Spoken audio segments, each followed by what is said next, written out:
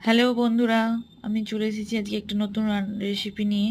তো সমস্ত সবজি এখানে কেটে রেখেছি। পালং, পুঁই শাক, কুমড়ো, আলু, একটা মাছের মাথা ধুয়ে রেখে দিয়েছি। তার মধ্যে কড়াইয়ে বসিয়ে একটা তেলের মধ্যে মাছের মাথাগুলোকে ভালো করে ভেজে নিলাম। ভালো করে ভাজা হয়ে গেলে একটা পাত্রের মধ্যে মাথাগুলো তুলে রেখে দেব। ওই তেলের মধ্যেই আমরা ফোড়ন, তেজপাতা, শুকনো লঙ্কা দিয়ে অল্প একটু ভেজে তার মধ্যে এবার পেঁয়াজ দিয়ে ভাজতে থাকবো। পেঁয়াজগুলো ভালো করে ভাজা হয়ে গেলে ওর মধ্যে ডুবো ডুবো করে কেটে রাখা আলুগুলো দিয়ে দিলাম। আলুগুলোকে একটু ভেজি, তার মধ্যে আবার একটু পরেই তার মধ্যে আবার কুমড়োগুলো দিয়ে দেব। কুমড়োগুলো দিয়েও এবার ভাজতে থাকবো।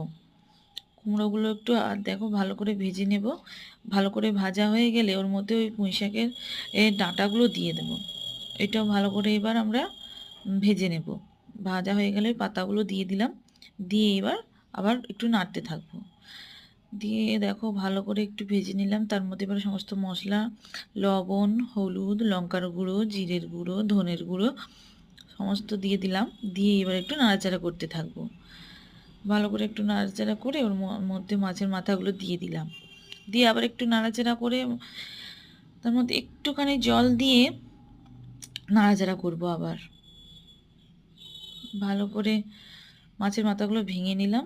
দিয়ে একটু জল বেশি করে দিয়ে ঢাকা দিয়ে রেখে দিলাম।